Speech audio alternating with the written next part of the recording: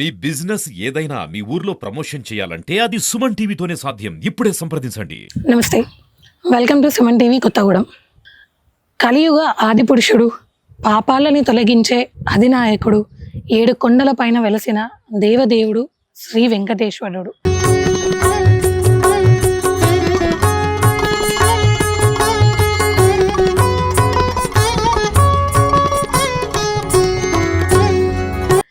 ఏ పేరుతో పిలిచినా కూడా 7 కొండలు దిగి వచ్చి తన భక్తుల బాధలను, పాపాలను తొలగించి పునీతం చేస్తాడు.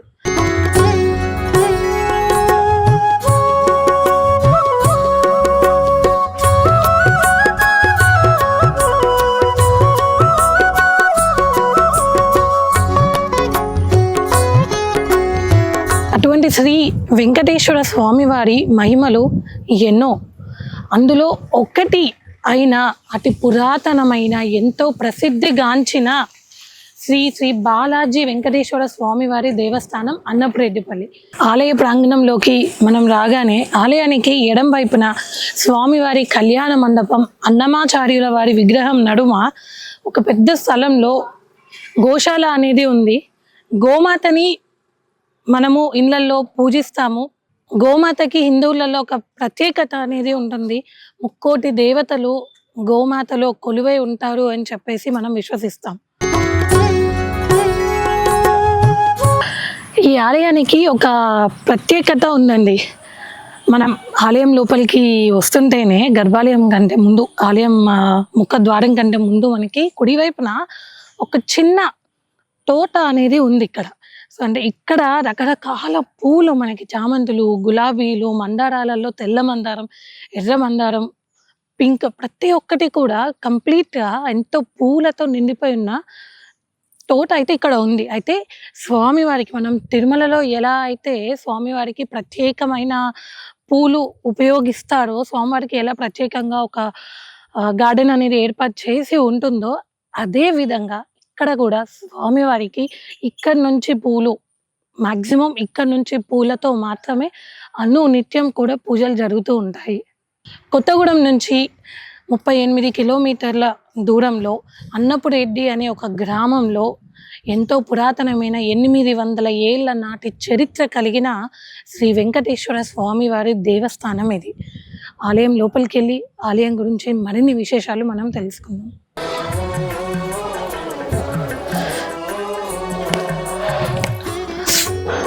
స్వామివారి ఆలయ ప్రాంగణంలోకి రాగానే ఎంతో పవిత్రమైన భావం, ఆహ్లాదకరమైన వాతావరణంతో దేవస్థానానికి 4 వైపులా కూడా రాజగోపురాలు నిర్మించి ఉన్నాయి.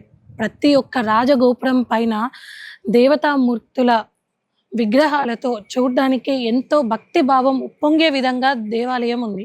మనకి తిరుమలలో ఏ విధంగా అయితే స్వామివారికి అభిషేకాలకి, స్వామివారికి వినియోగించడానికి ప్రత్యేకంగా నీరు అనేది ఉంటుందో, ఇక్కడ కూడా ఆలయం లోపలికి రాగానే ఈశాన్యంలో ఒక బావి అనేది ఉంది. ఇక్కడ నుంచే స్వామివారికి జరిగే ప్రతి ఒక్క అభిషేకపు నీళ్లు ఈ బావి నుంచే ఉపయోగించాయి. ఈ బావి నీరే స్వామివారి అభిషేకానికి ఉపయోగించడము, తీర్థంగా ఉపయోగించడం అనేది జరుగుతుంది. ఈ బావి స్వామివారికి ఎన్ని ఏళ్ళ చరిత్ర ఉందో అన్ని ఏళ్ళ చరిత్ర కలిగిన బావి. మనం ఆలయ ప్రాంగణంలోకి రాగానే మోక్షమిచ్చు నామం శ్రీవారి నామం, ముక్తి నొసగుధామం శ్రీవారి పాదాలు. ముందుగా మనకి ఇక్కడ శ్రీవారి పాదాలు మనకి దర్శనం ఇస్తాయి. దీని వెనకాలనే మనలో ఉన్న చెడు గుణాలన్నీ ఇక్కడే వదిలేసి స్వామివారి దగ్గరికి వెళ్ళాలి అన్నట్టుగా బలిపీఠం, దాని వెనుక శంకు చక్ర తిరునామాలతో ఉన్న స్వామివారి ధ్వజస్తంభం. ప్రస్తుతం ఇక్కడ ఆలయంలో మనకి ఈ ఆలయానికి సంబంధించిన శిలా శాసనం కూడా ఉంది. సుమారు 800 సంవత్సరాల క్రితం, అంటే 18వ శతాబ్దంలో కాకతీయులు పరిపాలించే కాలంలో కాకతీయుల సేనాధిపతి, ఈ అన్నపురెడ్డిపల్లికి సేనాధిపతి అయిన అన్నపురెడ్డి అనే ఒక సేనాధిపతి స్వామివారి మీద భక్తి విశ్వాసాలతో, అపారమైన ప్రేమతో ఇక్కడ ఈ ఆలయాన్ని ప్రతిష్ఠించారు. అప్పుడే ఇక్కడ స్వామివారికి తన దగ్గర ఉన్న 2500 ఎకరాల భూమిని సాగుకిచ్చేసి స్వామివారికి అయ్యే ఖర్చుని భరించమని చెప్పి ఆనాటి నుండి చెప్పిన అంటే 18th సెంచరీ నుంచి అన్నపు రెడ్డి అని అతను చెప్పిన రూల్ ఇప్పటికీ ఈ ఆలయంలో అలాగే కొనసాగుతూ ఉంది. దానికి నిదర్శనంగానే ఇక్కడ మనకి శిలా శాసనం అనేది ఉంది. అంటే సుమారు 800 సంవత్సరాల చరిత్ర కలిగిన ఆలయం, అతి పురాతనమైన ఆలయం శ్రీ బాలాజీ వెంకటేశ్వర స్వామివారి దేవస్థానం. ప్రస్తుతం మనం ఆలయ అర్చకులు ప్రసాదాచార్యుల వారితో ఉన్నాము. వారిని అడిగి మరిన్ని విశేషాలు తెలుసుకుందాం. నమస్కారం. ప్రతిరోజు స్వామివారికి జరిగే పూజలు ఏంటి? ఉదయం పూట మనకి 5 గంటలకి సుప్రభాత సేవ ఉంటుందండి. తర్వాత అది అయిపోయిన తర్వాత ఆరాధన కార్యక్రమం ఉంటుంది. తర్వాత బాలభోగ నివేదన ఉంటుంది. ఆ తర్వాత నుంచి ఎవరైనా భక్తులు వచ్చినప్పుడు మనకి పూజా కార్యక్రమాలు ఇవన్నీ మామూలుగా యథావిధిగా జరుగుతూ ఉంటాయండి. మళ్ళీ ప్రతిరోజు కూడా మనకి 12 గంటలకి మహానివేదన కార్యక్రమం ఉంటుంది. అది అయిపోయిన తర్వాత స్వామివారికి మంగళాశాసన కార్యక్రమం ఉంటుంది. మళ్ళీ ఈవినింగ్ కూడా 5:30 నుంచి 8 వరకు ఆలయ కార్యక్రమం ఉంటుందండి. సాయంత్రం 7:30కి 6 గంటలకి ఆరాధన కార్యక్రమం, తర్వాత స్వామివారికి నివేదన కార్యక్రమం ఉంటుందండి. ఇది ప్రతిరోజు కూడా మనకి జరిగేటువంటి కార్యక్రమాలు. అలానే ప్రతి శ్రవణ నక్షత్రానికి కూడా స్వామివారికి సుదర్శన హోమ కార్యక్రమం ఉంటుందండి. ఇలా ప్రతి శనివారం కూడా స్వామివారికి ఉదయం పూట అభిషేకం ఉంటుంది పంచామృతాలతోటి. అది అయిపోయిన తర్వాత ఆరాధన కార్యక్రమాలు, ఇచ్చిన భక్తులందరికీ కూడా పూజా కార్యక్రమాలు ఉంటాయి. ఇప్పుడు 10:30కి కళ్యాణ కార్యక్రమం మొదలవుతుందండి. ఇది మనకి శనివారం కార్యక్రమం అండి. ప్రతి శనివారం కళ్యాణం ఉంటుందండి. ఆలయంలో కొన్ని 800 ఏళ్ల నాటి నుంచి వెలుగుతున్న అఖండ దీపం ఉంది అని చెప్తున్నారు. అవునండి, నిజమేనండి. మనకి ఈ మూలకు ఉంటుందండి, అది లోపటికి అది కనిపించదండి.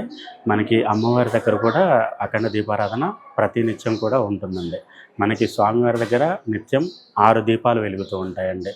మనకి కనిపించే 2 ముఖ దీపాలతో పాటు లోపటి ఇంకొక దీపం, అలానే అమ్మవారి దగ్గర 2 అమ్మవారి దగ్గర కూడా, ఆంజనేయ స్వామి దగ్గర కూడా కంటిన్యూగా వెలుగుతూ ఉంటాయండి. మరి బాలాజీ వెంకటేశ్వర్ల స్వామి వారు అంటున్నారు కదా, మరి ఈ ఆలయంలో వక్షస్థలంపై శ్రీనివాసం ఉంటుందా? వక్షస్థలంలో కాకుండా పాదాల దగ్గర ఉంటారండి. ఇక్కడ స్వామికి ఏకశిల మీద స్వామివారు, పాదాల దగ్గర అమ్మవార్లు ఉంటారండి. ఆలయం మనకి స్వామివారికి ఇక్కడ మనకి ఎక్కడైనా మీరు అన్నట్టు వక్షస్థలంలో ఉంటారు, లేదా కళ్యాణ వెంకటేశ్వర స్వామి అంటే విడివిడిగా ఉంటారండి. ఇలా కాకుండా ఏకశిల మీద పాదాల దగ్గర అమ్మవార్లు ఉంటారండి. ఇక్కడ స్వామి విశిష్టత అదండి. మన రకంగా అంటే చిలుకూరు బాలాజీ కూడా ఇలానే ఉంటారండి. మన స్వామి చిలుకూరు బాలాజీ. పాత ఆలయాలలో కొన్ని ఆలయాలు ఇలా ఉంటాయండి. అంటే దాని వెనుక ఏదైనా ఉందా? దాని వెనుక ఏదనేది మనకి శాస్త్ర ప్రకారంగా అడిగాము. దానికి పెద్దలు చెప్పిన మాట ఏంటంటే, వక్షస్థలంలో ఉన్నప్పుడు ఒక రకమైనటువంటి ఫలితం ఉంటుంది, ఇలా పాదాల దగ్గర ఉన్నటువంటిప్పుడు ఇంకొక ఫలితం ఉంటుందని చెప్పారండి. అంటే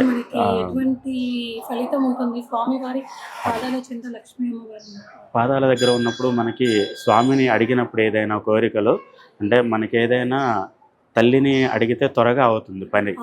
అలానే స్వామి పక్కన అమ్మవార్లు ఉన్నారు కాబట్టి ఆయన ఇవ్వడానికి ఆలోచించిన అమ్మవార్లు చెప్తారటండి, మన పిల్లగాళ్ళకి ఇది కావాలి, మీరు ఖచ్చితంగా ఇవ్వాలి అని చెప్పేసి స్వామికి అమ్మవారు అడుగుతుంటారట. మన ద్వారా అమ్మవారు అడుగుతూ ఉంటారు. అమ్మవారు చెప్తే స్వామివారు మనకి ఇంకా త్వరగా తీరుస్తారండి. అందుకనే అలా ఉండటంలో ప్రత్యేకత అది అని పెద్దలు చెప్పారండి. వక్షస్థలంలో ఉన్నా కానీ అమ్మవారు అలానే చెప్తారండి. మనకి ఏదైనా కూడా అమ్మవారి ద్వారానే స్వామివారు ఇస్తారటండి. మనకి ఏదైనా కావాలి అన్నప్పుడు, అంటే మన స్వామికి ఎక్కడైనా సరేనండి, మనం ఏదైనా కావాలి అన్నప్పుడు వీరికి ఇది ఇవ్వాలా వద్దా అని స్వామి ఆలోచిస్తారండి. కానీ అమ్మవారు ఏం చేస్తారంట, ఇది ఖచ్చితంగా ఇవ్వాలి పిల్లలకి అని చెప్పి అమ్మ రికమెండేషన్ చేసి ఇస్తుందండి. మనకి వక్షస్థలంలో ఉన్నా ఇలా ఉన్నా కానీ అదే ఫలితం ఉంటుంది. ఇలా ఉన్నప్పుడు ఏంటంటే ఇంకా కొంచెం ఎక్కువగా చెప్తారటండి. అది మనకి పెద్దలు చెప్పిన మాట అది. స్వామివారిని ప్రతిష్ట చేసినప్పుడే ఇక్కడ ఆంజనేయ స్వామిని కూడా ప్రతిష్ట చేయడం అనేది జరిగింది. ఇక్కడ స్వామివారు మనకి సింధూర వర్ణంలో ప్రసన్నాంజనేయ రూపంలో దర్శనమిస్తూ ఉంటారు. ప్రతి మంగళ శని వారాలలో స్వామివారికి ప్రత్యేకమైన ఆకు పూజలను ఇక్కడ నిర్వహిస్తూ ఉంటారు. మనతో అన్నప్రెడ్డిపల్లి బాలాజీ ఆలయ ఈవో గారు ఉన్నారు. సార్ని అడిగి మనం మరిన్ని విషయాలను తెలుసుకుంది. సార్, మరి ఎంతో చరిత్ర కలిగిన ఈ ఆలయానికి భక్తులు ఎక్కడెక్కడి నుంచో వస్తున్నారు కదా, వాళ్ళకి తగిన ఏర్పాట్లు, వసతి గృహాలు ఉన్నాయా? ఉన్నాయండి, అయితే ఇప్పుడు ఈ భద్రాద్రి కొత్తగూడెం జిల్లా అన్నపరెడ్డిపల్లి గ్రామంలో వేంచేసి ఉన్న శ్రీ బాలాజీ వెంకటేశ్వర స్వామి దేవస్థానం చాలా పురాతనమైనది. సుమారు 1200 సంవత్సరంలో ఈ ఆలయం నిర్మాణం జరిగినట్టుగా అన్నపురెడ్డి అనేటువంటి రాజు ఇక్కడికి వస్తూ ఇక్కడ బస చేసి ఇక్కడ ఆయన ఇష్టదైవమైనటువంటి వెంకటేశ్వర స్వామిని ఇక్కడ ఒక మందిరంగా ఏర్పరిచి ఆ ఒక దేవాలయ భూమికి ఇప్పుడు ఉన్నటువంటి భూమిని కూడా వారు ఇచ్చినట్టుగానే శాసనాల ద్వారా తెలుస్తుంది. ఆ తర్వాత ఈ దినదిన ప్రవర్తమానమైన తర్వాత ఈ దేవాలయాన్ని పునర్నిర్మాణం చేసి చుట్టూరు ప్రాకార మండపము మరియు భక్తులు ఉండటానికి టీటీడీ వారి యొక్క సహకారంతో పెద్ద సత్రం కూడా ఏర్పాటు చేయడం జరిగింది. ఇక్కడ ప్రతి శనివారం కూడా స్వామివారి కళ్యాణం జరుగుతుంది. బ్రహ్మోత్సవాలు పాల్గొన పౌర్ణానికి బ్రహ్మోత్సవాలు కూడా జరుగుతాయి. ధనుర్మాసంలో గోదామ్మవారి కళ్యాణం కూడా జరుగుతుంది. ఇంకా ఆలయాన్ని అభివృద్ధి చేయడానికి ఇంకా ఏవైనా పనులు చేపట్టారా? ఇక్కడ ఆలయంలో కొత్తగా దేవాలయ అభివృద్ధి నిమిత్తం ఆదాయ నిమిత్తం కూడా ఇక్కడ మనకి ఒకటి షాపింగ్ కాంప్లెక్స్ ఒకటి కడదామని చెప్పేసి అదే ఆలోచనలో ఉన్నాం. అట్లనే ఇక్కడ గోవులు ఉన్నాయి. ఆ గోవులకు కూడా ఒక గోశాల నిర్మాణం చేసి ఆ గోవులకు కూడా పర్మనెంట్గా ఒక శాల ఏర్పాటు చేయాలని చెప్పేసి ఆలోచన కూడా ఉంది. స్వామివారికి ఎప్పుడు పూలు కావాలని చెప్పేసి ఉద్దేశంతో ఇక్కడ పూల తోట కూడా కొత్తగా ఏర్పాటు చేయడం జరిగింది. అది కాకుండా స్వామివారికి కోనేరు అవసరం అని చెప్పేసి ఉద్దేశంతో కోనేరు కూడా నిర్మాణం చేయాలనేటువంటి భక్తుల విరాళంతో ఈ యొక్క కార్యక్రమాలన్నీ చేయాలని చెప్పేసి ఆలోచనతోనే ఉన్నాం. అంటే స్వామివారికి 2500 ఎకరాల భూమి ఉంది అన్నారు అవును, కదా? ఇప్పుడు అదే చెప్పింది. అది ఎక్కడ ఉందండి? ఇప్పుడు దాని మీద ఆదాయం స్వామివారికి వస్తుందా? వస్తుంది.